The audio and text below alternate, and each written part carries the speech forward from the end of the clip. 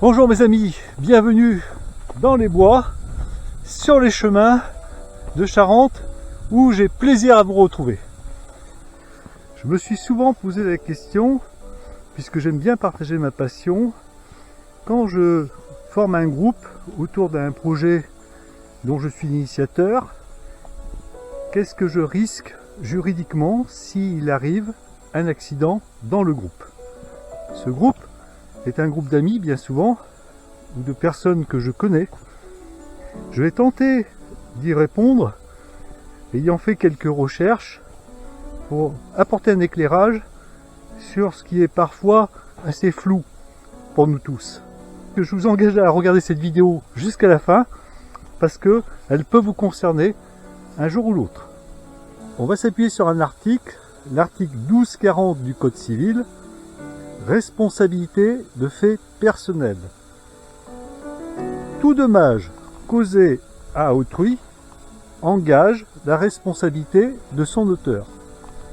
Ça veut dire que l'initiateur du groupe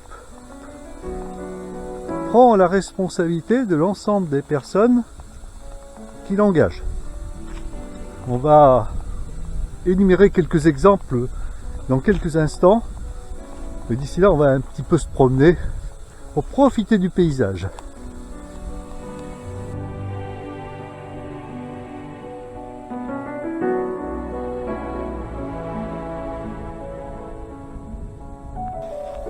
Si tu aimes la randonnée, la vie en pleine nature, tu es sur la bonne chaîne. Je partage des tutos, des conseils, des reportages, et j'aime partager toute cette vie dans cette belle nature. Abonne-toi, cela te permettra de suivre les reportages qui sont publiés chaque mois. Ah, vous me direz, j'ai une responsabilité civile. Elle couvre ces dommages. Pas dans le cadre d'une activité de plein air, dans l'environnement d'un groupe. Vous êtes devenu le responsable de cette randonnée à partir du moment où vous l'organisez et vous la menez. Et je vais m'en expliquer précisément avec des exemples. Je vais vous prendre tout de suite un exemple là qui est inhérent au terrain. J'amène un groupe ici.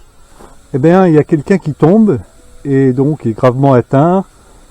C'est ma responsabilité. Il faut que je prenne ma précaution de prévenir de ne pas s'approcher sur le bord de la falaise. Par exemple, le facteur météorologique. On regarde le ciel. Eh bien, s'il y a un orage qui est annoncé et qu'on n'en a pas tenu compte, donc l'organisateur sera tenu pour responsable et poursuivi si, par exemple, une personne du groupe se fait foudroyer. Voilà, si je prends l'exemple de cet arbre qui est tombé au milieu du chemin, imaginons un groupe passe par là, il fait grand vent, il y a une vigilance météo est annoncée et l'organisateur n'en a pas tenu compte. Et bien si cet arbre blesse dans sa chute un membre ou le groupe, l'organisateur sera donc responsable par défaut de prévoyance. Une mauvaise évaluation de l'animateur du groupe qui conduirait à un accident pourrait le tenir responsable de ce dernier. On a évoqué plusieurs facteurs, c'est la météo, un relief accidenté, mais ça peut être aussi une mauvaise appréciation du groupe, de l'aptitude du groupe. Sauf si quelqu'un qui a un handicap ne le déclare pas au départ. Donc la solution, c'est de souscrire une responsabilité civile avec une protection juridique qui couvre des activités de plein air et de groupe. Alors ça, on trouve ça au travers des licences que proposent les clubs.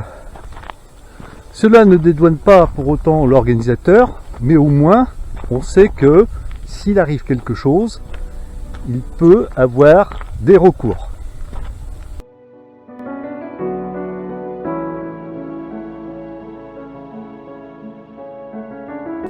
Prenez soin de vous et de vos proches. À très bientôt pour une nouvelle vidéo. Ciao les amis!